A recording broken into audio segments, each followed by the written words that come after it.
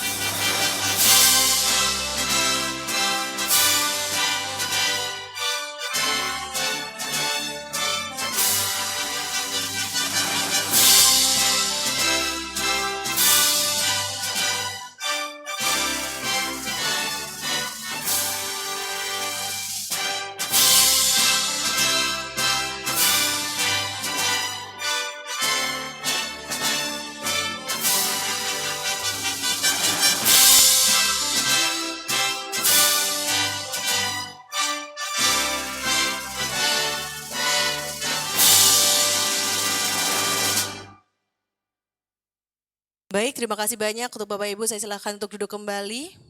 Terima kasih banyak untuk sudah bersama-sama menyanyikan lagu Indonesia Raya untuk sama-sama saling mempertebal rasa nasionalisme kita. Dan lanjut saja untuk acara hari ini akan dibuka dengan sambutan oleh Bapak Lurah Kalurahan Semberagung kepada Bapak Ando Putu Jaya. Saya silakan waktu dan tempatnya.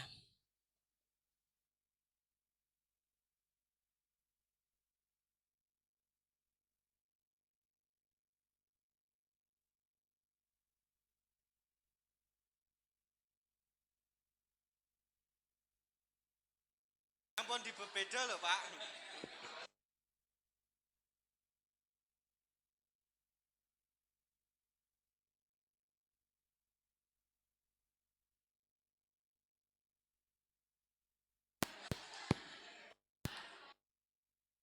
Oke, bismillahirrahmanirrahim.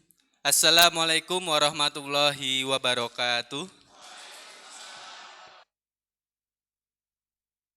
Yang kami hormati Kepala OJK Pusat atau yang mewakili, yang kami hormati narasumber acara pada siang hari ini, Bapak Raden Mas Wibisono atau yang mewakili, yang kami hormati panitia penyelenggara kegiatan penyuluhan jasa keuangan dan peningkatan kewaspadaan masyarakat terhadap pinjaman online ilegal pada siang hari ini.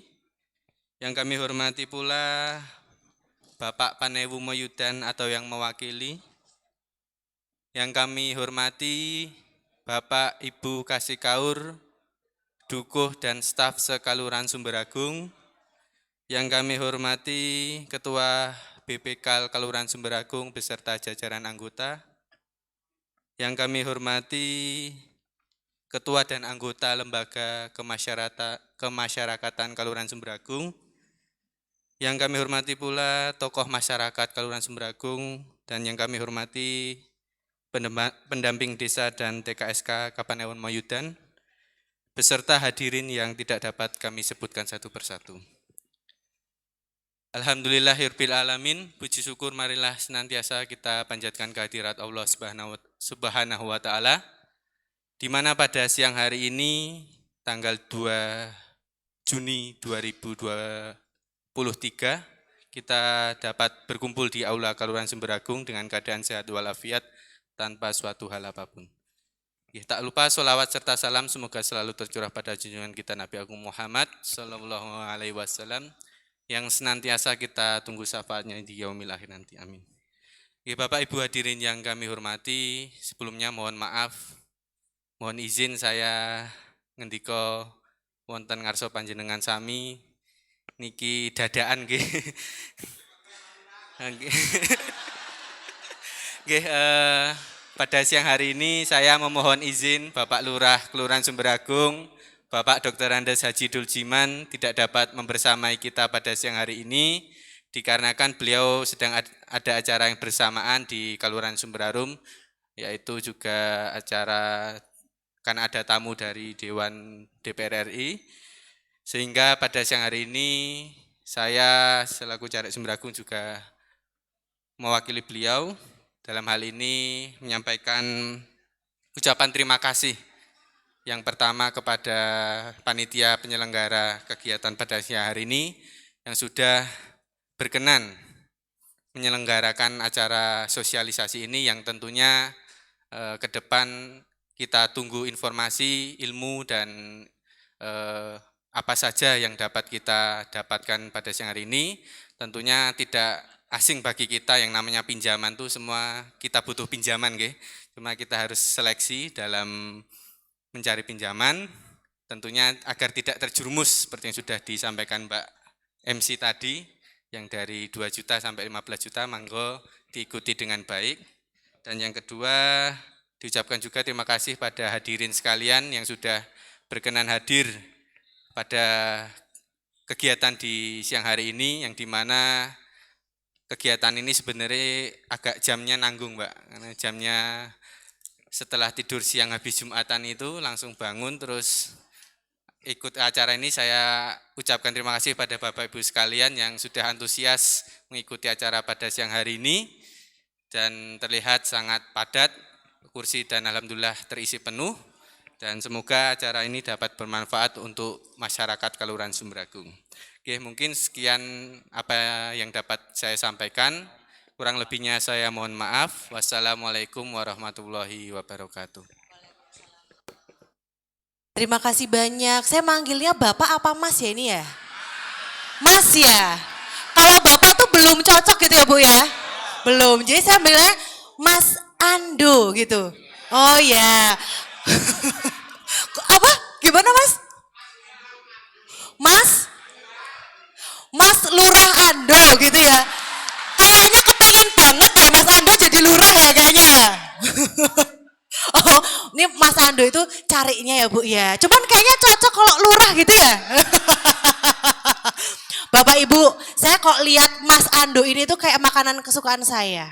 Nah, ayam kremes, ayah muda keren dan bikin gemes. Yeah. Tuh, senyum loh Bu. Aduh. Mas Ando selamat datang ya kan. Nama saya Tiara Swallow. Kan Ando sama Swallow. Bercanda Mas Ando. Baik, sekali lagi tepuk tangan untuk Mas Ando. Cari kita Bapak Ibu semuanya. Fansnya banyak loh Mas Ando loh ya. Baik, selanjutnya perwakilan dari Komisi 11 DPR RI, Bapak Raden Mas Wibisono yang diwakilkan Bapak Aris. Monggo waktu dan tempat saya silahkan untuk memberikan sambutannya. Boleh tepuk tangan yang paling meriah Bapak Ibu semuanya. Terima kasih atas waktunya Mbak MC. Sebelumnya bismillahirrahmanirrahim. Assalamualaikum warahmatullahi wabarakatuh. Yang terhormat Lurah Kelurahan Semberagung atau yang mewakili Bapak Carik, Pak Mas Ando Putujaya. Yang kami hormati dari Otoritas Jasa Keuangan Republik Indonesia, langsung dari analisis eksekutif kelembagaan Bapak Raden Lutfi Rahman Amin. Yang kami hormati Bapak Panewu, Kapanewon Moyudan atau yang mewakili. Yang kami hormati Bapak Babinsa, Bapak Babin Kamtipmas. Yang kami hormati Bapak Ibu Dukoh, Bapak Ibu Pamong, staf Kalurahan Sumberagung. Yang kami hormati tokoh masyarakat, tokoh agama, lembaga-lembaga yang ada di Kalurahan Sumberagung, Bapak Ibu hadirin sekalian yang tidak bisa saya sebutkan satu persatu. Pertama-tama marilah kita panjatkan puja puji syukur kehadirat Tuhan Yang Maha Esa, Allah Subhanahu wa Ta'ala, atas rahmat, berkat, taufik dan hidayahnya, sehingga pada kesempatan sore hari ini kita masih diberikan kesehatan, kesempatan, sehingga bisa memenuhi undangan yang telah disampaikan dari pemerintah Kalurahan Sumberagung kepada Bapak Ibu hadirin pada siang sore hari ini. Selawat dan salam tentunya tak lupa tercurahkan kepada junjungan kita Nabi Agung Nabi Besar Muhammad SAW, berikut kepada keluarga, sahabatnya yang insya Allah akan kita tunggu syafaatnya di Yaumul Qiyamah. Amin ya Rabbal Alamin. Bapak Ibu hadirin yang saya hormati, di sini mohon izin memperkenalkan diri. Nama saya Aris, Pak. Saya hampir sama dengan Mbak MC tadi. Saya juga dari Bantul. Di sini saya mewakili beliau Raden Mas Wibisono yang pada kesempatan sore hari ini berhalangan hadir di hadapan kita karena memang ada pekerjaan yang tidak bisa ditinggalkan di Senayan, di Jakarta. Untuk selanjutnya tadi dari beliau Raden Mas Wibisono nitip pesan kepada kami, khususnya kepada Pak Lurah dan seluruh warga masyarakat Sumberagung, mengucapkan banyak terima kasih atas partisipasi, kemudian atas tempat, sarana dan prasarananya yang diberikan kepada kami, sehingga pada kesempatan sore hari ini kami diizinkan mengadakan agenda atau mengadakan acara, yaitu terkait sosialisasi tentang kewaspadaan kita terhadap investasi legal maupun ilegal terhadap masyarakat. Untuk selanjutnya, monggo nanti Bapak Ibu kami persilahkan bisa berinteraksi, mumpung pada kesempatan pada sore hari ini telah hadir di hadapan kita semua langsung dari Otoritas Jasa Keuangan Republik Indonesia yang ada di Jakarta, karena memang di Jogja juga sudah ada sendiri. Kalau di Jogja itu kantor perwakilan wilayah, jadi KPW untuk OJK sendiri. Kalau di Jogja itu berada di Jalan Jenderal Sudirman, Bapak Ibu. Tepatnya kalau dari timur, dari Jembatan Kewek, itu sebelum Tugu Golong Gilik di sebelah kiri jalan. Itu adalah kantor perwakilan wilayah Otoritas Jasa Keuangan untuk Provinsi Daerah Istimewa Yogyakarta. Dan yang selanjutnya, tentunya juga kami ucapkan terima kasih kepada Bapak Raden Lutfi Rahman Amin yang pada sore hari ini berkenan hadir di hadapan kita jauh-jauh dari Jakarta, bergabung sama kita memberikan edukasi kepada kita semua terkait dengan kewaspadaan investasi legal maupun ilegal. Monggo nanti kami persilahkan Bapak Ibu sekalian berinteraksi dengan narasumber Jadi Mas Carik narasumbernya adalah Pak Amin Mas Carik. Jadi Pak Amin di sebelah kanan saya nanti yang sebagai narasumber, dan nanti mohon izin Pak Carik setelah acara ini dari kami dan Otoritas Jasa Keuangan tentunya akan memberikan simbolis bahwasanya Otoritas Jasa Keuangan Republik Indonesia sudah hadir di Kalurahan Sumber Agung. Karena memang program ini sengaja kita rencanakan dan kita programkan untuk kalurahan-kalurahan di daerah istimewa Yogyakarta. Sebelumnya kami juga sudah melaksanakan kegiatan sama seperti ini di Sleman, itu di Kapanewon Melati sudah terrealisasi juga, kemudian di Umbul Harjo, Kepu Harjo, sampai di kaki gunung Mas Carik, dan dari Bantul juga sudah semuanya. Kurang lebih ada 30 kalurahan yang sudah kita berikan sosialisasi seperti ini. Dan sedikit informasi terkait dengan pinjol ini sangat penting sekali, apalagi sekarang itu sudah zamannya milenial, apa-apa bisa diaplikasikan di sebuah satu handphone. Mungkin kalau dulu, zaman dulu, lebih takut ketinggalan dompet daripada ketinggalan HP. Kalau sekarang mungkin berbeda. Mohon izin Bapak, kita break sebentar nggih, ada adzan sholat asar.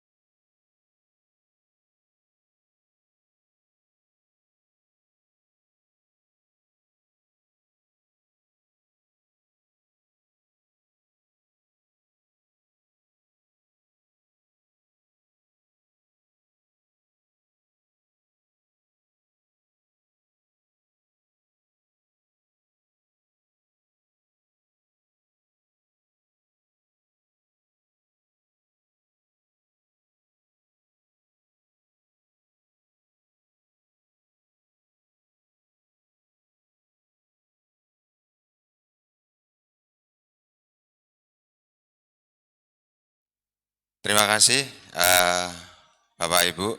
Itu tadi sedikit sambutan atau perwakilan dari kami selaku mewakili beliau Raden Mas Wibisono yang pada kesempatan sore hari ini berhalangan hadir, namun beliau berjanji nanti akan hadir suatu saat apabila diberikan kesempatan, diberikan panjang umur untuk bisa bertemu dengan Bapak Ibu hadirin sekalian.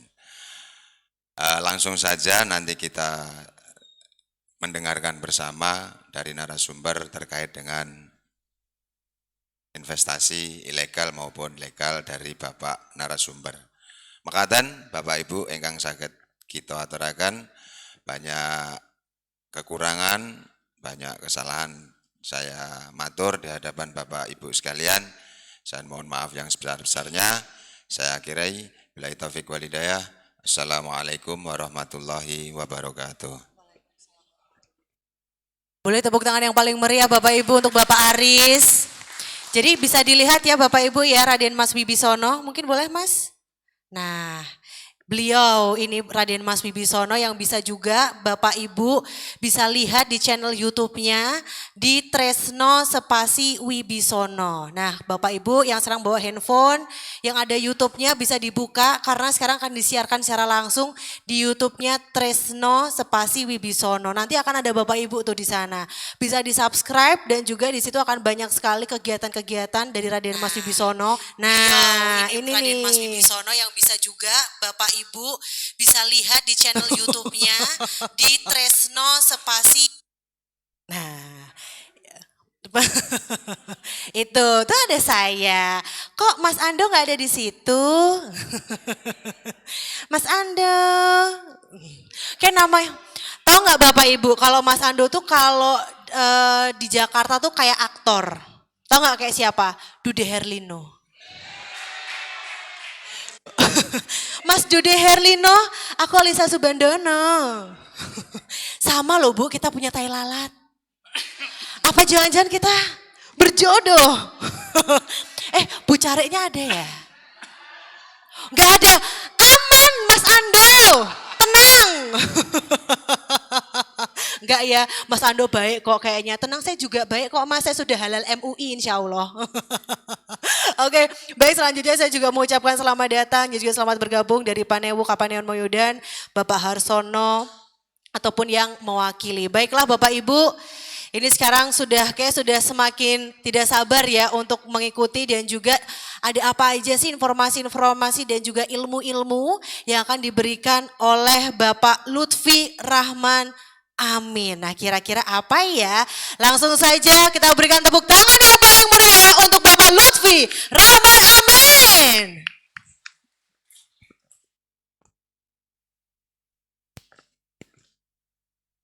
Assalamualaikum warahmatullahi wabarakatuh. Yang terhormat Bapak Lurah Sumberagung, dalam hal ini yang diwakili oleh Mas Andono Putujaya, katanya Mas Andono gitu ya, Pak selaku Carik Sumberagung. Yang kami hormati dalam hal ini Bapak Ristianto selaku ketua timnya Tresno, terus Bapak Bayu Grendo dari Yayasan Paltra, dan yang kami muliakan dan kami hormati juga Bapak Ibu sekalian yang mungkin kami tidak sebutkan satu persatu. Mohon izin dalam hal ini kami dari OJK yang tadi sudah disebutkan, nama saya itu Lutfi panggilannya.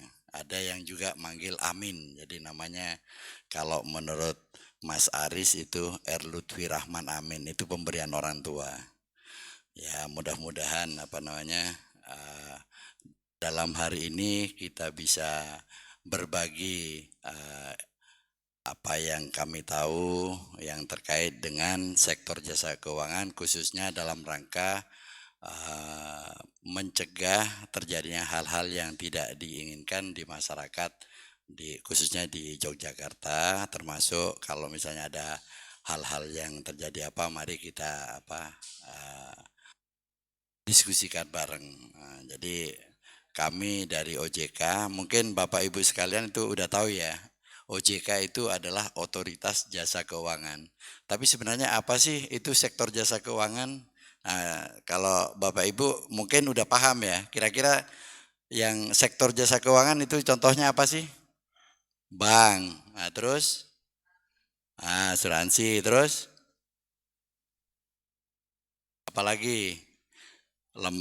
Pembiayaan, ada dana pensiun, ya macam-macam lah. Sebenarnya ada juga pasar modal, ada manajer investasi, ada perusahaan efek, produknya ada saham.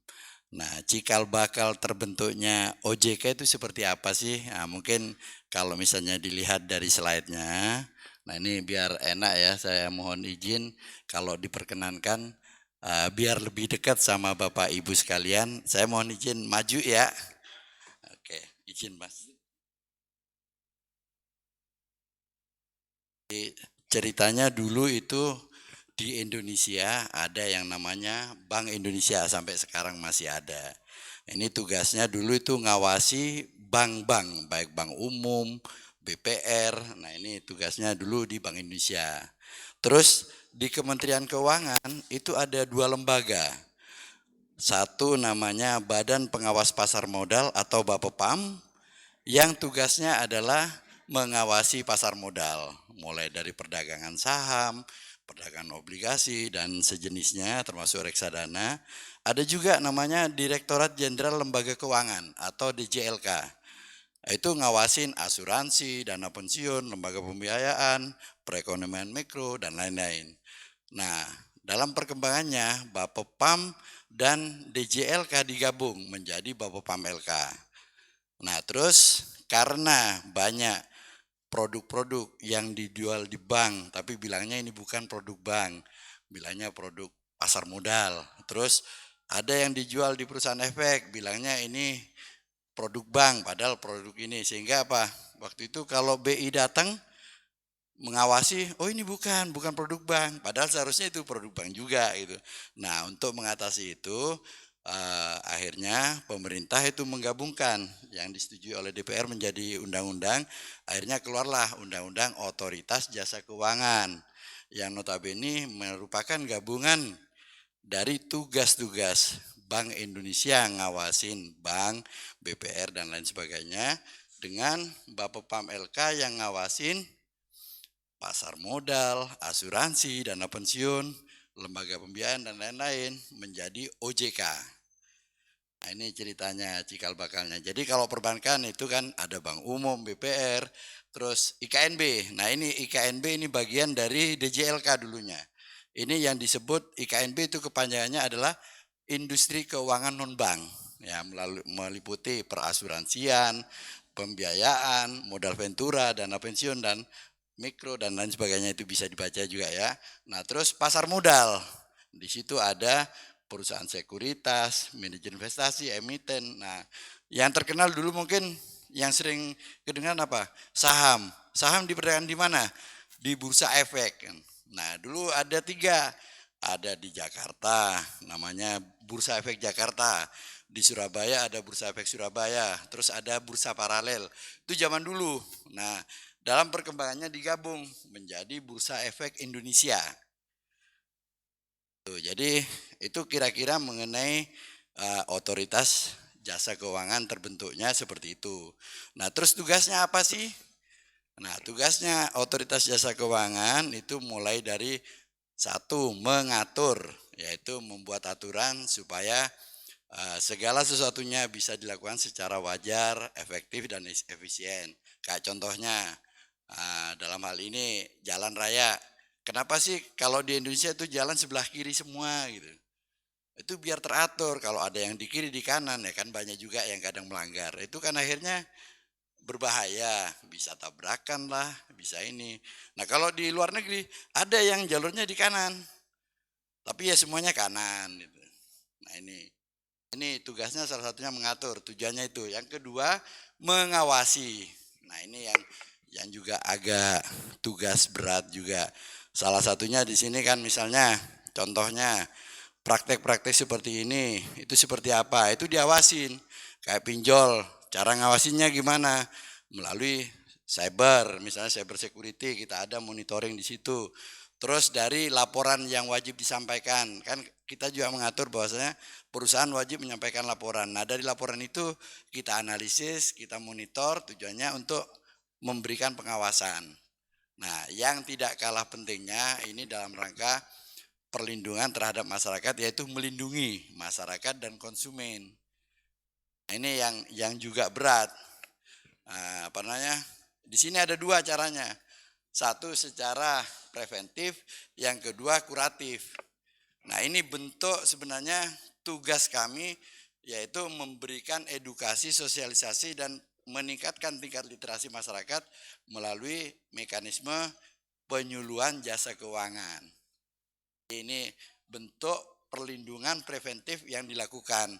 Dalam hal ini, karena kami juga kantornya tidak di semua desa, karena adanya di pusat, di provinsi, mungkin di beberapa kota, kita bekerja sama dengan anggota dewan, wakil dari Bapak Ibu sekalian. Dalam hal ini, pada saat ini kami itu kerjasama dengan Pak Kahar, yang dalam hal ini pelaksananya diwakili oleh Mas Raden Mas Wibisono untuk memberikan penyuluhan di daerah istimewa Yogyakarta, dalam hal ini di Sumber Agung. Jadi itu preventifnya. Kuratifnya seperti apa?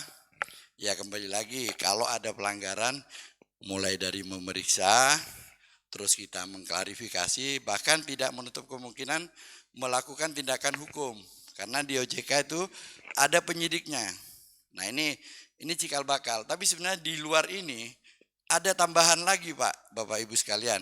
Pada tahun 2023 melalui wakil Bapak Ibu sekalian, itu keluar namanya Undang-Undang P2SK. Tugas OJK itu ditambahin lagi. Kami disuruh mengatur, mengawasi, dan melindungi terkait sama contohnya misalnya apa? Carbon trading. Nah ini yang belum ada nih. Tapi ya kami sedang mengkaji bagaimana mengaturnya. Itu artinya apa? Hak untuk mengeluarkan emisi. Jadi untungnya di negara kita itu kan masih banyak hutan ya. Nah itu tapi bagi negara-negara yang nggak punya hutan atau apa, itu mereka nanti bayar. Ini secara internasional. Belum lagi yang berkaitan dengan turunan derivatif yang tadinya di Bapepti itu dipindahkan juga ke tempatnya OJK. Terus koperasi simpan pinjam. Berdasarkan undang-undang selama ini kan adanya di bawah pengawasan Kementerian Koperasi dan UKM. Tapi dengan Undang-Undang P2SK yang ada kaitannya dengan LJK itu diminta diawasin juga oleh OJK. Makanya ini kan mungkin ya banyak Bapak Ibu yang pernah dapat penawaran dari KSP. Secara undang-undang di zaman dulu koperasi simpan pinjam hanya boleh dari anggota untuk anggota. Di dalam undang-undang yang baru itu boleh dari anggota kepada anggota dan calon anggota. Nah itu yang kadang diplesetin. Sehingga banyak kadang penawarannya kepada masyarakat itu sebenarnya nggak boleh. Tapi ya kalau misalnya ketahuan kadang alasannya ini calon anggota juga gitu. Nah ini tapi ya kembali lagi kami nantinya setelah adanya undang-undang tersebut mau nggak mau ya harus membuat aturannya, terus melakukan pengawasan. Artinya itu tugas tambahan bagi OJK dari Undang-Undang P2SK. Oke, sampai di sini ada yang mau disampaikan berkaitan dengan riwayat dari Otoritas Jasa Keuangan. Nah, tapi kayaknya dengan tadi yang disampaikan oleh Mbak MC kayaknya udah cerah semua ya. Dimana Pak Cariknya ini masih masih segar. Oke, kita lanjut kepada slide berikutnya, yaitu dimana kita akan mencoba memberikan pemahaman mengenai investasi ilegal maupun nantinya juga adalah pinjol ilegal. Jadi ya ini tujuannya adalah apa? Tindakan preventif untuk mencegah terjadinya hal-hal yang tidak diinginkan. Yang penting sebenarnya kalau dari sisi tulisannya aja, mau investasi, mau pinjol, kalau ilegal artinya ini tidak legal. Tapi sebenarnya ada dua hal. Investasi ilegal itu bisa dilakukan oleh perusahaan yang tidak terdaftar ataupun mungkin menggunakan nama perusahaan terdaftar tapi dilakukan oleh oknum yang tidak bertanggung jawab. Nah ini yang perlu berbahaya, yang perlu diperhatikan, hati-hati. Makanya nanti kalau ada apa-apa, mungkin kalau kita bisa mengingat wejangan dari orang tua kita, guru kita zaman dulu katanya kan jangan beli kucing dalam karung. Artinya apa? Pahamin dulu. Kalau misalnya ditawarin apa, kita perlu baca dulu. Kalau nggak ngerti tanya. Nah kalau misalnya ada hal-hal yang ini nanti bisa ditanyakan ke OJK melalui 157 boleh, nah itu bisa langsung. Atau kalau enggak ya email boleh nanti. Nah ini cerita mengenai kerugian masyarakat akibat investasi ilegal. Nilainya saya pikir nggak perlu diterusin ya, artinya apa? Ini tolong Bapak Ibu sekalian tuh perhatikan bahwasanya kita harus melindungi diri kita sendiri. Karena yang bisa melindungi itu bukan siapa-siapa, hanya diri kita. Caranya apa? Satu, kita tahu. Kedua, kita berhati-hati. Dan untuk mengambil keputusan kita harus sesuai dengan kebutuhan. Jadi ya artinya ya kita harus menjaga diri sendiri. Contoh misalnya, kayak kita punya rumah, ada pagar, ada kuncinya, ada motor. Kalau kita parkir di dalam relatif lebih aman, artinya kita lebih ngati-ngati. Artinya kita melindungi diri sendiri. Tapi kalau misalnya punya motor kita taruh di luar, pagarnya nggak ditutup walaupun ada, ya katanya Bang Napi, kadang kejahatan itu terjadi bukan karena niat, tapi karena ada peluang. Makanya disitulah pemahaman atau pengertian mengenai sesuatu itu sangat penting. Artinya itu tujuannya untuk melindungi diri sendiri. Jadi ya kerugiannya sampai 126 triliun mudah-mudahan tidak terjadi di Yogyakarta. Nah ini ciri-ciri investasi ilegal. Ini ada 5 hal. Satu, biasanya itu apa ya? Yang jelas namanya ilegal nanti tanpa izin kan ya. Legalitasnya itu bisa nggak jelas. Yang kedua kadang apa? Menjanjikan imbal hasil atau return yang tinggi dalam waktu cepat. Mungkin nggak? Mungkin, tapi ya hati-hati. Contoh misalnya kita melihara sapi, hamil, terus anaknya kembar 2, itu kan untungnya cepat. Tapi kembali lagi di situ misalnya dibilang tidak ada risiko, nggak mungkin. Tapi ya kembali lagi, apa ada? Bisa, tapi ya hati-hati kalau dibilang misalnya ini untungnya cepat, waktunya cepat, nggak ada risiko, hati-hati. Karena apa? Kalaupun kita melihara sapi, udah mau melahirkan, kena penyakit lah, tetap ada risiko. Makanya kalau ada menjanjikan produk sektor keuangan yang tanpa risiko, nah itu hati-hati, kalau perlu hindari. Karena semua produk investasi selalu ada risikonya. Nah ini ya Bapak Ibu ya tolong diingat. Nah selanjutnya, kalau zaman dulu biasanya itu kayak model MLM, artinya ya ketuk tular, kita member get member, artinya ya nah, nanti kalau bawa 5 orang dapat bonus ini. Nah itu hati-hati. Kalau zaman sekarang lebih ke arah kadang alamatnya nggak jelas. Ya walaupun tertulisnya ini misalnya di Jalan Sumberagung nomor sekian, begitu ditengok nggak ada. Nah itu perlu dicek juga. Nah ini. Terus memanfaatkan public figure. Kayak contohnya misalnya Mas Andono ini kan ganteng, terus masih muda, diajakin. Ya ngasih sambutan, beliaunya balik, ditawarinlah produk-produk nggak jelas. Nah itu hati-hati, modus. Beliaunya nggak tahu kadang, udah pulang, udah nyampe rumah. Nah itu yang hati-hati. Makanya jadi kalau menggunakan entah kiai, entah Pak Carik, Pak Lurah, atau Pak Babinsa, Pak Kamtipmas, itu hati-hati. Karena kadang dibaliknya itu adalah tujuannya mempengaruhi yang ujung-ujungnya adalah ke arah penipuan. Nah ini tuh contoh identitas investasi ilegal, saya pikir ya ini ya kalau misalnya udah pegang HP pasti udah bisa akses kan ya banyak lah. Dibaca sendiri, ada first travel kayak kemarin orang mau umroh, biasanya orang bayarnya 19, 21, waktu itu 14 bisa umroh. Nah, ini kan udah apa ya, kayaknya murah, tapi ya akhirnya banyak yang nggak berangkat. Gitu. Itu contoh, tapi ya inilah mungkin Bapak Ibu sekalian sudah banyak contoh ya. Nanti kalau misalnya mau disampaikan atau tukar pikiran boleh. Selanjutnya kepada modus. Nah ini modusnya investasi ilegal. Nah ini biasanya mainnya di iming-iming.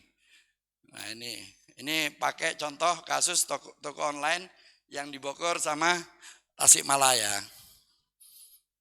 Ini contohnya misalnya apa namanya bahwasanya berkedok kerjasama, kayaknya kerjasama. Nah ini hati-hati.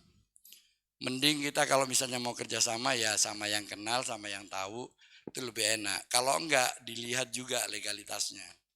Karena kalau enggak yang namanya uang itu enggak kenal sedulur, enggak kenal temen, enggak kenal macam-macam. Hati-hatilah. Lebih baik ya kayak di sini misalnya kalau mau ini ya udah. Kalaupun misalnya bikin koperasi hati-hati, koperasinya jelas enggak. Tuh, ini modus-modusnya. Terus kadang menggunakan aplikasi. Zaman sekarang kan dengan kemudahan di negara kita untuk membuat aplikasi. Tapi ingat loh ya, bukan aplikasinya yang berbahaya. Tujuannya. Banyak aplikasi yang bagus, contohnya misalnya apa? Kayak Gojek. Itu membantu kita bisa mendapatkan makanan dengan murah. Tanpa harus repot keluar rumah, tanpa harus capek. Terus juga kita bisa dapat transportasi yang tadinya misalnya harus nungguin pinggir jalan, nyegat taksi, itu bisa nunggu sambil ngopi dalam rumah, datang. Tapi ya kembali lagi ada aplikasi yang berbahaya. Atau contoh misalnya yang terkait kependudukan. Itu kan ada aplikasi dari pemerintah kota atau kabupaten. Bikin KTP, mungkin tinggal isi, nanti datang tinggal ngambil jadi pengurusan akte kelahiran yang tadinya harus antri, harus minta tolong orang karena nggak tahu. Kalau misalnya sudah ada aplikasi online itu bisa lebih mudah. Tapi tolong kalau ada penawaran yang aneh-aneh, pahamin dulu apa yang ditawarkan. Nah ini nanti kalau misalnya usaha kelontong atau apa ya memang banyak sih kayak Alfamart misalnya, franchise, memang kerjasama tapi jelas legalitasnya sama siapa berkontraknya, seperti apa mekanismenya itu ada. Kalau tidak jelas hati-hati. Bukan aplikasinya, bukan kontraknya, tapi niat di belakangnya itu. Nah, kembali lagi ke yang tadi 5 hal yang perlu ini ya. Yang tidak kalah pentingnya adalah sebenarnya terkait sama investasi ada 2 hal. 2L, yaitu legal dan logis. Itu yang paling penting. Legalitasnya adanya berizin enggak? Yang kedua masuk akal enggak? Kayak contohnya tadi ya, umroh misalnya 14 juta, nah, tapi nyatanya kan berbahaya. Atau kalau misalnya enggak, ya, ini hasilnya 10% dijamin tiap bulan. Nah iya, sebulan pertama dibayar tapi kan bawa teman. Ya duitnya dari temannya. Bulan kedua karena masih bawa teman masih. Bulan ketiga masih bawa teman masih. Bulan keempat nggak bawa teman, hilang udah. Nah itu yang hati-hati. Jadi legal, logis itu yang perlu diingat. Nah, 2 hal. Oke. Sampai di sini paling tidak terkait sama investasi ilegal, ada yang mau disampaikan enggak? Mungkin dari pengalaman atau apa dari Bapak Ibu sekalian, atau mungkin ada hal yang sebenarnya yang Bapak Ibu sekalian ketahui yang mungkin bisa disampaikan kami, dan kalau memang ini ya tetap kita nanti coba masukkan ke dalam penyuluhan berikutnya. Ada yang mau disampaikan Bapak Ibu sekalian? Kalau tidak, kita berlanjut. Monggo. Sebelumnya mohon maaf. Assalamualaikum warahmatullahi wabarakatuh. Ini terkait dengan investasi, Pak. Kami punya pengalaman. Jadi justru lembaganya itu bukan lembaga yang tidak resmi, tapi lembaga resmi, Pak. Tapi permasalahannya adalah di pihak pengelolanya. Ya, kami mengambil contoh asuransi. Ini mumpung ketemu, kami ingin menanyakan terkait dengan masalah asuransi yang karena kami pribadi punya satu polis yang sampai sekarang belum clear, Pak. Ini yang mungkin sampai sejauh mana terkait dengan hal tersebut, khususnya pihak OJK, ini kok bisa terjadi seperti itu, karena mungkin permasalahannya di mana, sehingga mungkin di daerah kami cukup banyak, Pak, yang sampai sekarang masih punya masalah itu, sampai belum cair sampai sekarang. Ini kami contoh Bumi Putra misalnya seperti itu. Ya, ini mohon nanti mumpung ketemu kan mohon penjelasannya, kira-kira ada permasalahan apa yang mungkin bisa kami ketahui untuk itu. Kurang lebihnya maaf. Assalamualaikum warahmatullahi wabarakatuh. Oke, jadi ini terima kasih banyak nih. Ini kisah nyata. Makanya kenapa tadi pada saat kita menyampaikan mengenai investasi ilegal, itu ada yang dilakukan oleh perusahaan yang tidak legal dan ada juga sebenarnya yang dilakukan oleh perusahaan legal tapi oleh pihak-pihak tertentu. Nah, karena mungkin entah pengelolaan entah apa ya. Tapi kembali lagi ada juga yang karena kondisi. Nah ini jadi kembali lagi kalau kepada permasalahan asuransi Bumi Putra Pak, itu kan sebenarnya kan apa ya, bentuknya asuransi tersebut adalah bentuk peninggalan zaman dulu Pak, di mana di situ kan usaha bersama, artinya adalah pemegang polis atau pemegang ini adalah juga pemilik. Nah itu yang menjadi problem dan sebenarnya sudah dilakukan tindakan dalam hal ini adalah satu waktu itu ditunjuk pihak pengelola independen dari pihak luar. Nah dalam perkembangannya sebenarnya akan diupayakan bahwasanya nantinya harapannya itu dari pemerintah ada semacam ya bantuan pendanaan terhadap perusahaan tersebut, tapi ya kembali lagi. Nah ini kan ribet hitungannya karena nilainya kan cukup gede itu Pak, kalau untuk asuransi Bumi Putra karena banyak apa ya, yang sebenarnya kalau misalnya pemegang polis itu ya haknya adalah terhadap jaminannya. Kayak misalnya asuransi jiwa, artinya kalau meninggal kita dapat ini, tapi di situ kan juga yang bersangkutan ada hak sebagai pemilik. Nah ini kalau riwayatnya dari asuransi Bumi Putra, tapi kembali lagi posisi terakhir memang sedang diupayakan untuk penanganannya Pak. Kalau untuk yang asuransi, kalau misalnya perlu ini nanti bisa ditanyakan ke 157. Tapi kembali lagi mudah-mudahan apa ya bisa terselesaikan walaupun itu mekanismenya agak ribet karena kadang ada yang sudah menikmati hasilnya, tapi yang bersangkutan masih merasa punya polisnya, padahal seharusnya udah selesai gitu loh Pak. Nah ini yang penataan di situnya yang masih coba ditelusuri juga Pak. Ya mudah-mudahan nanti dengan ininya apa ya, mekanisme penunjukan yang kemarin gagal itu dibentuk lagi, yang mudah-mudahan bisa terselesaikan nantinya Pak. Tapi ini kembali lagi adalah contoh dari apa ya, kegiatan yang akhirnya mengena terhadap masyarakat tapi bukan dilakukan oleh perusahaan tidak legal, artinya oleh perusahaan yang legal. Nah ini, dan itulah nantinya yang menjadi tugas OJK ke depan, karena ini kan sebenarnya riwayatnya dari zaman dulu kan Pak, dari zamannya masih pengawasnya itu adalah Direktorat Jenderal Lembaga Keuangan. Nah itu, belum lagi banyak asuransi yang lain juga yang masih bermasalah, tapi ya bertahap beberapa sudah ada penyelesaian, termasuk yang Bumi Putra, walaupun belum keseluruhan Pak. Ya ada yang termasuk yang Jiwasraya dan lain-lain itu masih dalam proses juga. Walaupun ya kayaknya lebih cepat karena bentuknya adalah kalau Jiwasraya itu PT Pak. Nah ini yang apa untuk Bumi Putra yang masih susah karena untuk ngerubah ke PT itu agak ribet Pak. Kalau misalnya bisa itu mungkin lebih mudah. Cuman ya ada korban. Nah ini lagi di dalam kegiatan apa dampak daripada investasi ilegal itu biasanya kerugian susah untuk kembali penuh. Nah itu makanya kita perlu waspada, hati-hati. Karena apa? Ya satu, untuk menawarkan itu kan ada operasional, ada biaya. Jadi pasti berkurang. Kalaupun misalnya nanti disita semuanya, ya nanti nggak bisa mengcover keseluruhan investasinya. Kayak contohnya lah, kita misalnya investasi di sapi. Kalaupun misalnya udah beranak, terus induknya itu meninggal, kalaupun balik adalah seharga anaknya, artinya kan berkurang. Nah ini makanya kita harus hati-hati. Termasuk juga kalau misalnya kita ditawarin produk yang legal, kita harus sesuaikan dengan kebutuhan. Contohnya misalnya untuk yang apa ya, kita yang notabene mungkin pensiunan atau apa, saya sebentar lagi mau pensiun kebetulan Pak, udah umur. Nah itu mungkin kita harus selektif. Mungkin investasinya jangan di derivatif, jangan di yang apa sifatnya risikonya tinggi.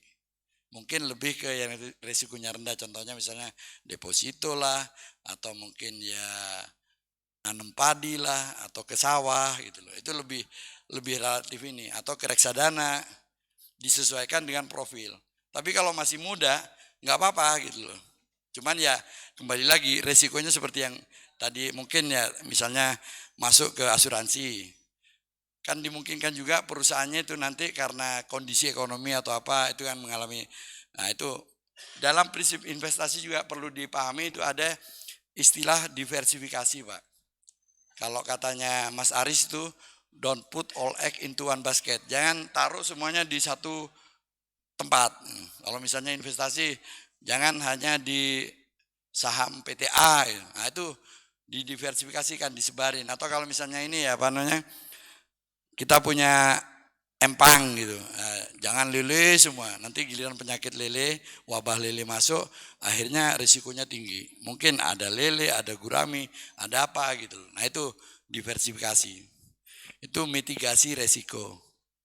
Oke, ada lagi Pak? Mungkin yang di koperasi atau apa, karena kan juga banyak kasus itu di koperasi Pak, yang ditangani yang akhirnya pengelolanya ada yang bunuh diri, ya contohnya Langit Biru, itu juga susah gitu. Oke, kalau nggak ada, kita ke sesi berikutnya mengenai pinjaman online ilegal. Nah ini kembali lagi namanya ilegal, artinya adalah yang tidak legal. Tapi apakah resiko itu hanya ada yang tidak legal? Enggak, yang dilegal pun kita harus hati-hati Pak. Misalnya kayak contohnya, kita karena ditawarin oleh Mas Ando, kebetulan Mas Ando ganteng masih muda, ya udahlah, nah, karena temen, karena masih ini, kita sebenarnya nggak butuh. Akhirnya apa? Ya udah kita pinjem misalnya. Ingat loh, dampak dari kita pinjem ada konsekuensi. Paling tidak selain harus bayar, kalau kata guru kita ya kalau kita ngutang kan harus bayar. Di sisi lain kalau di KSP ada bunganya. Artinya apa? Kalau memang nggak butuh, ya jangan gitu loh. Artinya kalau nggak butuh ya nggak usah minjem. Tapi kalau butuh boleh, apalagi yang produktif. Misalnya kita kebetulan punya ternak ayam, pakannya habis, nggak punya duit, bolehlah minjem. Tapi begitu sudah dapat, segera kembalikan sesuai kebutuhan supaya apa? Supaya bunganya tidak berlarut-larut. Nah itu jadi apa namanya, kembali lagi kepada hal-hal yang sifatnya mudah kayak pinjaman online, kita itu harus disesuaikan dengan kebutuhan ya Bapak Ibu sekalian ya. Nah ini mengenai fintech lending atau peer to peer lending, artinya apa? Di sini pemerintah membuat mekanisme melalui platform tertentu antara pihak yang punya dana dengan pihak yang butuh dana itu bisa ketemu. Kalau selama ini kan kadang harus ke bank ya, atau ke perusahaan, ke koperasi, tapi kan kadang syaratnya kan macam-macam itu. Kita harus punya jaminan lah atau apa. Nah ini dengan ini bisa lebih mudah. Bahkan kita untuk ikut di dalam sebagai penyandang dana itu dengan 100.000 udah bisa. Nah cuman kembali lagi, hati-hati. Kalau nggak butuh jangan. Karena itu takutnya nanti ribet sendiri. Tapi kalau memang butuh, manfaatkanlah daripada kita harus ngadain BPKB atau tanah, ya mungkin bisa lewat sarana ini. Nah ini perkembangan fintech atau peer-to-peer lending yang ada. Nah di sini ada 102 perusahaan, ini data. Nah ini cuman ya kembali lagi, hati-hati terutama terhadap yang ilegal. Tapi bukan berarti terhadap yang legal kita main, ya gampang deh, udahlah minjem, gesek. Nggak taunya nanti bulan depan tadinya pinjam cuma 100.000, bukannya harus bayar 100.000, 100.000 plus. Kecuali butuh nggak apa-apa, begitu kita misalnya butuh untuk yang produktif artinya apa? Kita akan ada hasil di situ. Karena kalau ikan, punya empang nggak dikasih empan ya mau nggak mau kan yang tadinya panennya harusnya 1 ton mungkin berkurang karena banyak yang mati. Nah, tapi kalau misalnya nggak butuh jangan, apalagi ya misalnya untuk mbak-mbak yang masih muda, kalau cuma sekedar make up nggak usahlah nyari yang merek dulu kecuali misalnya memang ada duit. Kalau misalnya pinjem hanya untuk beli yang kayak gitu, kayaknya sayang gitu loh. Tapi bukan berarti nggak boleh. Cuman ya hati-hati. Artinya kalau minjem itu ada kompensasi, ada konsekuensi. Oke. Nah, ini yang apa? Nah, ciri-ciri pinjaman online. Nah, kembali lagi yang berbahaya itu yang tidak memiliki izin resmi atau yang tidak legal. Tapi apakah terhadap yang legal juga nggak perlu hati-hati? Perlu hati-hati. Terutama ini apa namanya? Mungkin ini ya, ada istilah camilan. Jadi kamera, mikrofon, sama location. Biasanya kan kalau kita misalnya mau pinjam online kan kadang tolong dikasih akses terhadap kontak pribadi. Kalau itu jangan dikasih, bahaya. Tapi karena kalau untuk foto, untuk data ya, kamera boleh kasih akses. Tapi jangan ke foto-foto, video jangan. Kalau misalnya akses data juga jangan. Tapi kalau misalnya nanya alamat kita sih boleh. Hati-hati tapi. Karena apa? Begitu itu diserahkan, walaupun itu perusahaan legal, kadang disalahgunakan. Misalnya apa? Kebetulan kita lagi apesnya ini, kebetulan, oh ternyata anak ini butuh bajunya robek misalnya. Harus beli baju yang tadinya buat ngangsur, menjadi nggak ada. Nah itu begitu telat kadang, kalau misalnya mereka ada kontak akses data kita, itu disebarin. Pak Amin ngutang sekian nggak bayar, wah itu kan bahaya itu. Jadi jangan kasih, karena itu secara ketentuan tidak wajib memberikan akses terhadap data kita. Tapi kalau udah kadung, ya hati-hati aja ya, konsekuensinya itu. Terus kedua, akses terhadap foto dan video. Itu kadang kan kita lupa ya, sering kan kita selfie lagi nyantai apa, itu bisa diedit, disebarin, wah itu nanti bisa apa ya, tindakan-tindakan yang berbahaya dan bisa mempengaruhi nama baik kita. Makanya tolong, kalau misalnya kebetulan ya memang kita nantinya butuh, mau memanfaatkan ada apa yang misalnya pinjaman yang online, diingat camilan. Jadi apa? Camilan, kamera, mikrofon, 3 LAN location. Di luar itu kayak akses terhadap data video, data foto jangan. Atau akses terhadap kontak yang ada di HP kita jangan. Karena nanti bisa berbahaya, bahkan itu password bisa kena. Ya, itu kira-kira yang perlu. Kembali lagi ke yang tadi, 2 hal, legal dan logis. Ingat loh, kalau misalnya ada pinjaman online yang bilang bunganya gimana itu nggak jelas, itu hati-hati. Nah di situ juga kadang yang namanya pinjaman online tetap di situ pasti ada bunga tapi ada kejelasan, bukan tidak tak terbatas itu. Tetap ada batasannya. Oke, nah ini kira-kira bunganya tidak terbatas itu ancaman teror. Nah itu ancaman teror itu terjadi kalau kita misalnya ngasih akses terhadap kontak kita. Nah itu yang bahaya sehingga bisa dilakukan teror oleh mereka. Nah ini kalau alamat tidak jelas, udahlah jangan. Yang jelas saja kita masih harus hati-hati, apalagi yang nggak jelas. Terus selanjutnya via samaran komunikasi pribadi. Nah itu juga bisa langsung tawarkan ke WA apa ini, hati-hati. Walaupun kadang alamatnya kesannya perusahaan yang berizin, tapi kalau dilihat dari alamat websitenya itu ada tambahan huruf A atau ada tambahan garis miring atau apa gitu. Nah, itu hati-hati. Itu istilahnya phishing kadang ke tempat yang nggak benar. Tapi ada juga yang perusahaan legal tapi ya kalau kita nggak hati-hati juga bisa bermasalah.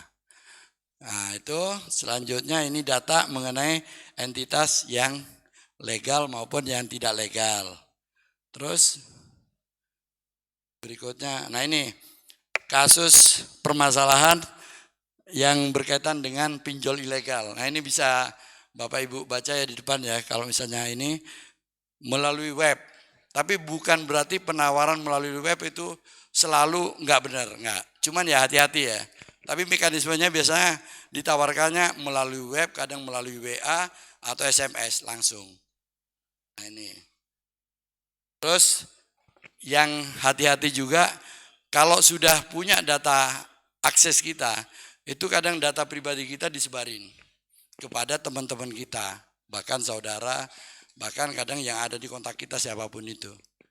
Servernya kadang di luar negeri, walaupun undang-undang terkait sama IT itu seharusnya server untuk perusahaan yang terdaftar atau berizin di Indonesia itu harus diletakkan di wilayah Negara Kesatuan Republik Indonesia. Tapi prakteknya ya perkembangan zaman di era digitalisasi itu kadang mereka gampang saja naruhnya di mana seolah-olah ada di sini, tapi begitu di ping dilihat larinya oh ada di Singapura, oh ada di India. Nah ini yang sehingga kita kadang untuk melakukan penindakannya itu kadang bahkan harus kerjasama lintas negara. Nah ini problem juga. Walaupun ya secara dari TNI kita juga punya tim siber, dari Polri ada, di kami juga di OJK juga ada departemen bahkan grup yang berkaitan dengan teknologi informasi. Tapi ya kembali lagi ya ini kendala-kendalanya. Terus selanjutnya penawaran pinjol ilegal itu kadang berkodoknya itu koperasi. Tapi ya koperasi sendiri kadang juga melakukan hal yang di luar dari kewenangannya berdasarkan undang-undang. Harusnya kan hanya menawarkan KSP itu kepada anggota dan calon anggota, tapi juga kepada masyarakat. Yang ujung-ujungnya nanti juga ada beberapa koperasi yang ilegal juga, walaupun kadang berizin tapi pengelolaannya nggak benar. Ada contoh koperasi Langit Biru, koperasi dari perusahaan yang pemiliknya dulunya adalah penjual bubur ayam, ada yang koperasi daging. Nah itu hati-hatilah pokoknya. Kalau perlu ya kalau misalnya dekat ya kita tengok benar enggak. Itu. Oke, selanjutnya adalah di sini ada juga bank penyedia jasa pembayaran memfasilitasi transaksi pinjol ilegal dengan virtual account. Nah ini tapi ya kembali lagi sebenarnya praktek penggunaan virtual account itu udah lazim ya. Kadang kita beli online misalnya, itu kadang juga mereka menggunakan virtual account supaya apa? Meminimalisir biaya. Kalau sesama banknya, misalnya kita bikin di bank A, virtual account-nya bank A, transfernya dari bank A, itu kadang tanpa biaya. Tapi kalau antar bank kan minimal kena 2.500. Nah ini, tapi ya kembali lagi, ini modus-modus yang sering dilakukan.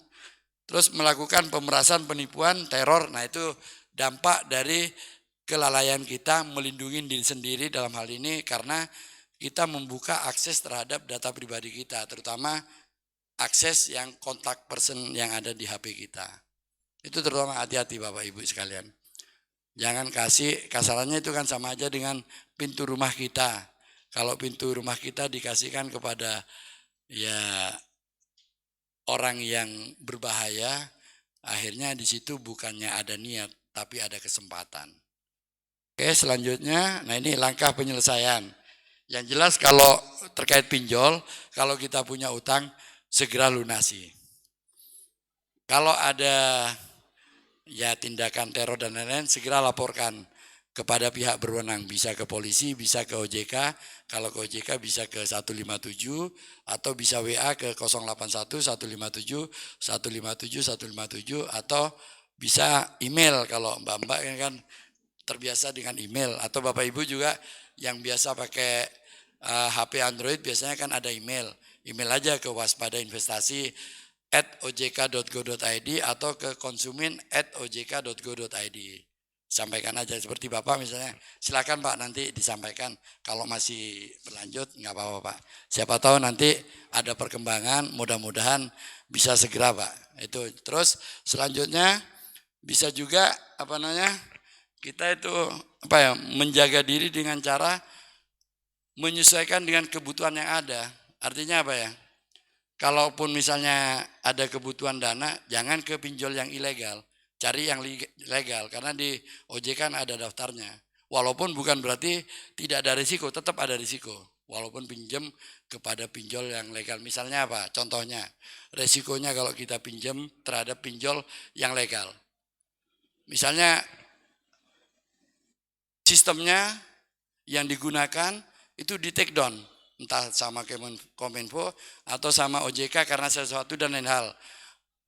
Permodalannya kurang misalnya. Nah terus itu resikonya apa? Nanti pembayarannya kan biasanya kan langsung online di situ. Itu kan harus melalui bank misalnya. Atau melalui lembaga pembayaran yang ditunjuk. Artinya yang tadinya tinggal pencet HP mungkin ya harus ke ATM lah atau harus ke bank itu kecuali kita punya mobile banking. Tapi tetap ada risiko di situ. Oke, ya. Selanjutnya mengenai ini kalau misalnya ada masalah. Kalau tadi Bapaknya kan dari sisi investasi. Kalau misalnya kita kebetulan punya pinjol, punya utang. Tadinya utang buat usaha catering. Kebetulan karena COVID ya banyak kegiatan yang tertunda atau tidak dihadiri secara fisik atau secara virtual sehingga Pak usaha catering kebetulan lagi drop. Ya kalau memang ada kendala di situ dikomunikasikan dengan perusahaannya atau terhadap pinjolnya dengan meminta keringanan. Ya ngomong terus terang, nanti kalau perlu sampaikan juga laporkan ke OJK karena kondisinya. Tapi ya jangan sampai sebenarnya masih jalan tapi mau buat beli mobil alasannya nggak kuat bayar, itu jangan. Ingat kata guru kita, punya utang segera bayar. Itu aja sih. Nah terus selanjutnya ini tips meminjam di pinjaman online. Nah ini yang tadi saya sampaikan sesuai kebutuhan itu ada di nomor 2. Artinya kalau nggak butuh ya janganlah. Tapi kalau butuh nggak apa-apa. Tapi cari yang legal. Dan ingat batasin kepada camilan. Artinya meminta lebih dari itu jangan. Terus selanjutnya juga pahami bahwasanya di situ ada manfaat tapi ada konsekuensi kompensasi bayar bunga, terus dimungkinkan ada denda, bahkan juga masih ada potensi resiko. Misalnya nanti sistemnya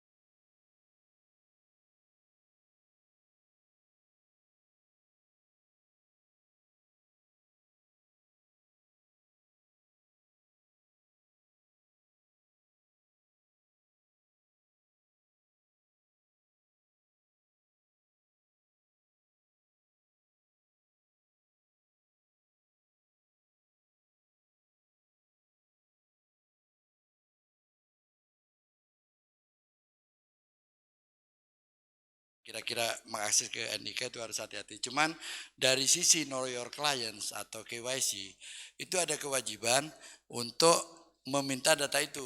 Tujuannya nanti kalau ada sifatnya suspicious transaction, ada kewajiban dari lembaga jasa keuangan untuk menyampaikan laporan ke PPATK.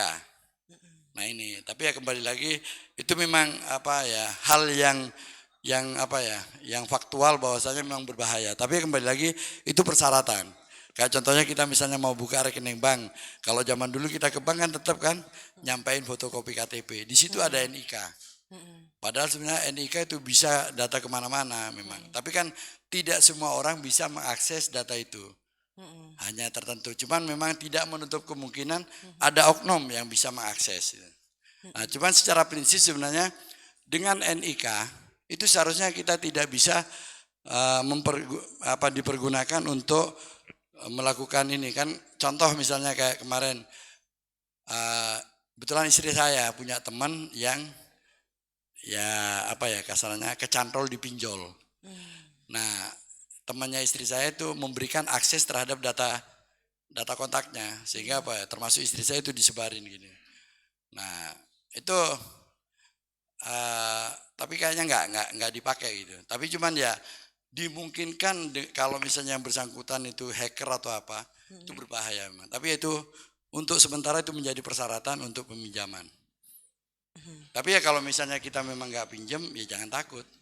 Kan kembali lagi kalau pinjam kan paling tidak ada bukti, ada jejak digital. Oke. Zaman sekarang kan kalau pinjam online kan pasti transfernya ke rekening kan. Ya sepanjang kita memang nggak dapat ya udah. Kalaupun misalnya harus ke kantor polisi atau kemana kan ada bukti. Itu Ya. aja. Tapi tetap curiosity dari Mas Nasrul ini sesuatu yang sangat bagus.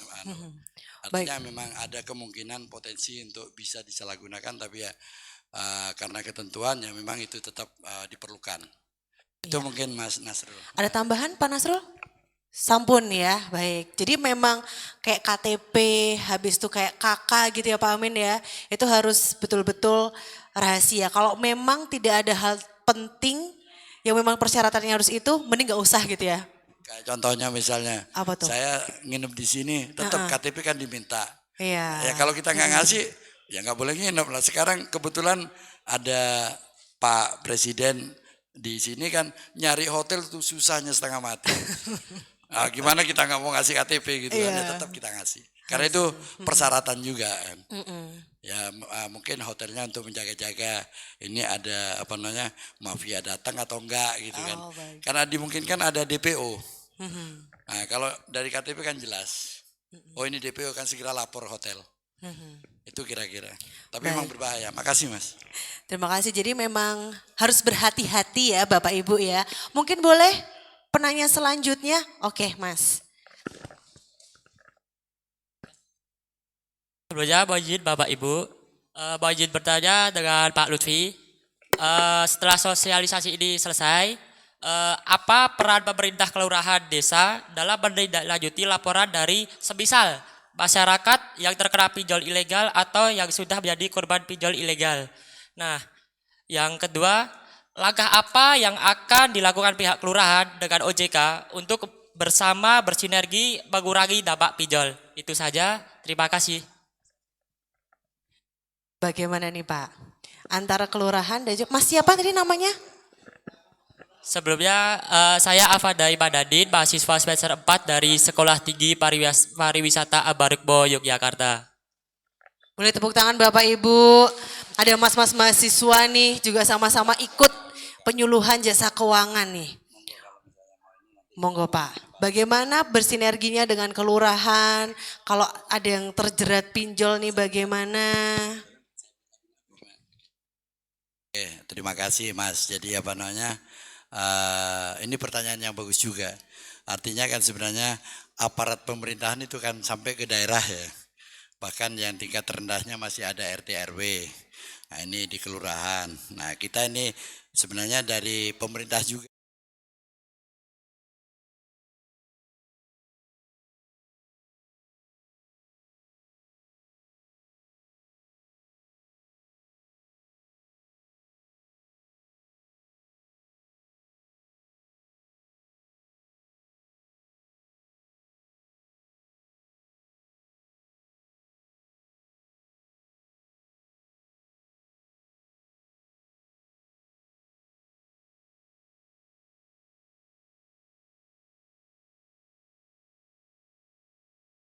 juga ke konsumen@ojk.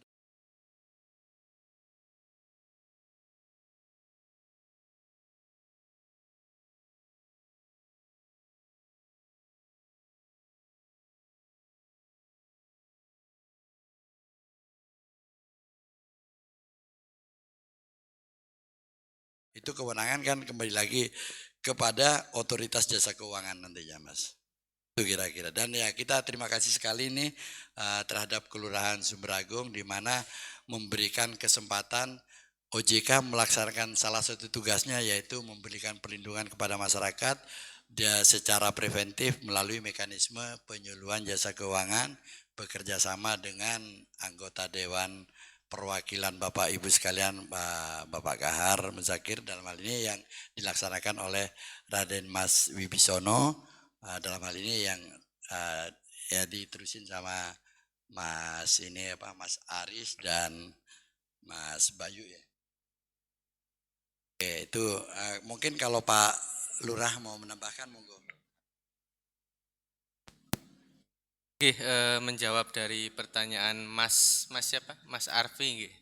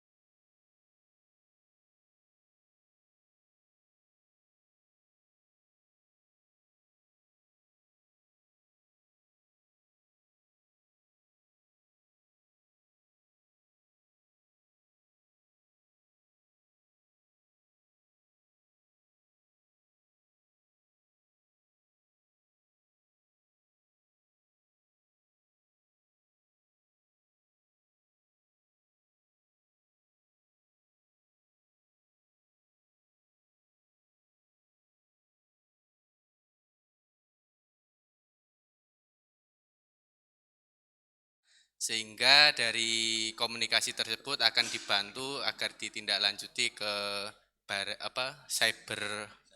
cybercrime atau OJK, nanti bisa setidaknya kita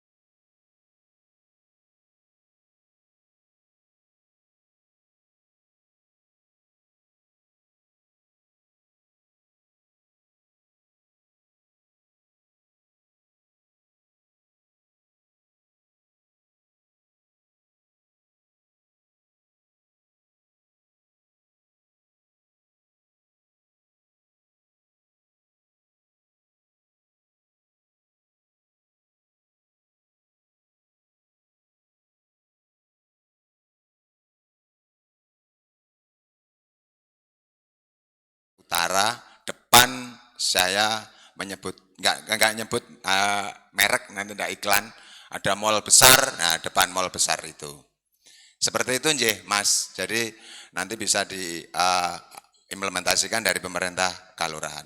Mungkin sekarang Bapak Ibu bisa mempraktekkan, tadi di Pak Amin di depan menyampaikan untuk informasi secepat membedakan legal dan ilegal. Sekarang Bapak Ibu yang pegang gadget bisa nyimpen nomor HP di handphone Bapak Ibu 081 157 157. Oke, kalau sudah disimpan silakan sekarang coba ketik BRI di handphone. Iya. Jangan di kertas. Kalau di kertas nanti nggak muncul. Di save di WA Di dulu Pak. handphone. Di save, kemudian diketik BRI atau sekarang pemerintah itu sekarang kita pakainya bank yang dianjurkan oleh Pemprov, BPD. Kemudian dikirim. Itu dengan waktu cepat sekali OJK akan menjawab apakah BRI, BPD itu termasuk legal ataupun ilegal. Mungkin sudah ada dibantu Mbak MC, mungkin nanti bisa dibacakan yang sudah mengirimkan sampelnya. Monggo nanti bisa dibacakan. Ya. Sampun? Nah, monggo dibaca Mbak, Bapak. Nah. Ini sudah ada satu Ye, contoh monggo. BRI ya. Ye. Tolong dibacakan Pak. Ya, PT Bank Rakyat Indonesia Persero Tbk terdaftar dan diawasi oleh OJK. Nah, Ya, itu ya berarti- Bapak Ibu ya.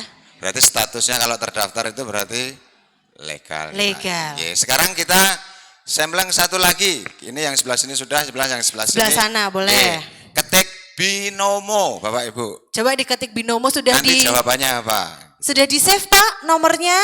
Nah, itu nanti kalau ada tawar-menawar dari fintech peer to peer lending tadi yang diteraskan Pak Amin tadi bisa langsung minta info di situ. Ya, Binomo gitu coba. binomo. Bapak sudah simpan? Mbak, Ibu yang di tengah mungkin Yang mana? itu. Sudah? Udah? Ibu mungkin yang sudah mempraktekkan? Binomo. Boleh? Coba dibacakan, Bu. Binomo Apa ada, Bu? Jawaban dari itu. Monggo. Diulangin lagi nggak apa-apa Bu?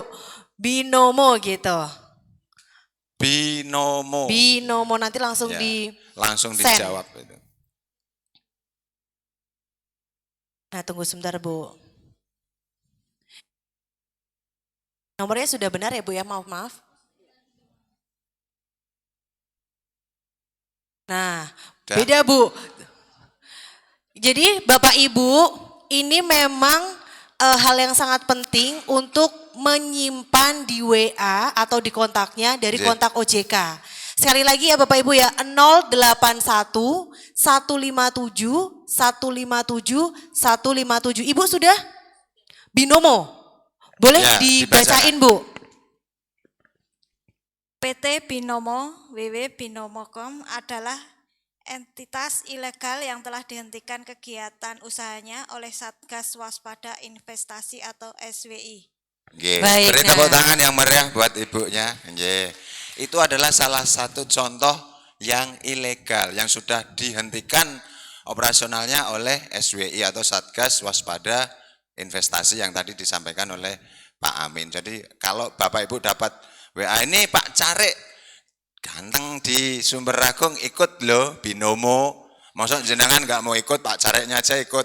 Jenengan penasaran kan karena mengatasnamakan tokoh atau figur masyarakat. Ibu ketik hati binomo, walah yo ngapusi kok wong ilegal kok ngaku-ngaku Pak Carik ikut, ndak mungkin wong Pak Carik aja sudah sangat cerdas sekali kok. Nggih. Gitu aja Bapak Ibu sekalian, itu sangat penting sekali. Juga nggak bayar kok, cuman nge-save itu, tapi nanti monggo saya yakin yang hadir pada kesempatan sore hari ini adalah orang-orang pilihan semua yang nanti sebagai pahlawan otoritas jasa keuangan terkait dengan mewaspadai investasi legal maupun ilegal. Monggo saya kembalikan lagi ke Mbak MC. Terima kasih banyak Bapak Aris. Boleh tepuk tangan sekali lagi Bapak Ibu semuanya. Karena sekarang yang namanya pinjaman online itu lagi sensitif banget Bapak Ibu gitu ya. Apalagi di tahun kemarin sampai tahun ini kebanyakan korbannya itu adalah millennials gitu ya. Apalagi Bapak Ibu mungkin yang punya saudara, bahkan anak sendiri gitu ya. Itu harus betul-betul diedukasi sekali gitu. Dengan 157 atau nomor WA-nya sudah tertera di situ, sangat membantu sekali gitu untuk mendeteksi apakah ini pinjamannya legal atau ilegal gitu. Jadi kalau yang ilegal itu seperti yang tadi sudah saya ceritakan, cuman 2 juta pinjamnya, cuman 1 bulan disuruh bayar 15 juta. Nah itu kan sangat mengerikan sekali Bapak Ibu. Jadi untuk menanggulanginya adalah kita bisa chat dulu dari OJK atau bisa mau main dulu ke OJK juga boleh kalau mungkin ada pengen curhat-curhat tentang masalah tentang pinjaman dan lain sebagainya. Mungkin di sesi terakhir, satu penanya terakhir, oke boleh. dengan Mbak siapa? Tunggu sebentar. Baik, selamat sore untuk kita semua. Perkenalkan, namanya saya Emi, saya dari mahasiswa Stipram. Saya mungkin ingin bertanya buat Bapak Carik, Bapak Andono.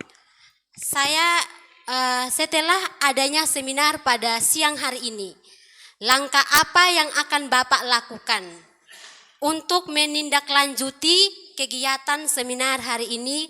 Karena berhubung tidak semua masyarakat Sumber Agung hadir pada hari ini.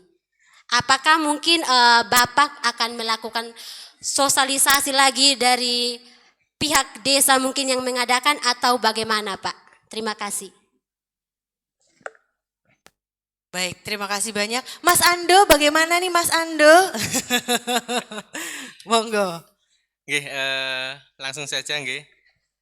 Terkait apa tindak lanjut dari kegiatan sore hari ini, yang dimana sore hari ini sudah dihadiri dari Bapak Ibu Dukuh, yaitu pemangku wilayah di Kelurahan Sumber Agung, Perpadukuan, ada juga dari lembaga kelurahan, ada juga dari badan permusyawaratan, ada juga dari tokoh masyarakat, dan ada juga pula dari Kapanewon, sehingga minimal nanti bisa kami sampaikan ke Pak Lurah terkait tindak lanjutnya adalah minimal disosialisasikan ke warganya melalui Pak Duko atau melalui dari tokoh masyarakat yang telah hadir, dan bisa juga melalui anggota dari lembaga masyarakat. Itu bisa getok tular. Kalau di desa itu masih ada budaya getok tular, masih kuat Mbak. Jadi kalau habis acara ini mesti tanggane takon pulang tuh. Wes kok ngendi kok prei-prei kayak Bali ngono kae mesti. Nah, mesti kan minimal cerita ngoten niku.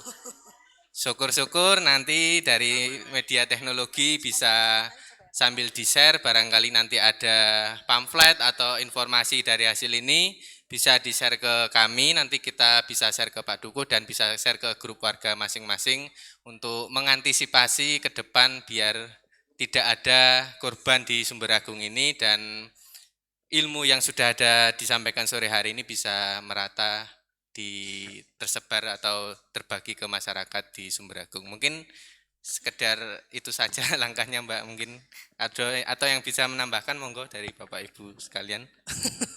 Terima kasih loh Mas Ando loh, luar biasa. Sangat mengerti para ibu-ibu dari Sumber Agung loh ya. Tadi mau ngapain gitu, dari mana, libur-libur gitu ya. Sering gitu ya Mas Ando ya. Mas Ando juga ikut gengnya nggak? Ada gengnya nggak di sini? Gengnya apa? Gengnya apa? Coba ayo, gengnya apa? CCS ya? Cabe-cabean Sumber Agung. Enggak. Oke, ada tambahan lagi Mas? Oke, siap. Sudah berarti ya. Terima kasih banyak untuk Pak Aris, Pak Amin, dan juga Mas Ando, dan juga pastinya Mas Bayu yang sudah bersama-sama gitu ya. Tadi sudah banyak sekali pertanyaan dan luar biasa, pertanyaannya bagus-bagus semua, menginspirasi. Boleh tepuk tangan sekali lagi Bapak Ibu. Luar biasa sekali semangatnya. Dan kali ini juga akan saya panggil gitu ya, Bapak Nasrul, Bapak Purnomo, Mas Arfi, dan juga tadi Ibu yang tadi binomo boleh maju Bu, dan juga Mbak BRI juga boleh ya. Monggo Pak bisa maju ke depan dulu Pak, dan juga Ibu tadi. Ada kenang-kenangan terindah loh Pak. Tepuk tangan dulu loh Bapak Ibu semuanya. Monggo, monggo. Oke, bisa maju ya Pak Ibu ya. Baik. Mas Cari bisa untuk mendampingi. Boleh Ibu bisa untuk merapat? Iya. Tepuk tangan dulu Bapak Ibu semuanya. Ini kayaknya grup band ini, cocok ya? Habis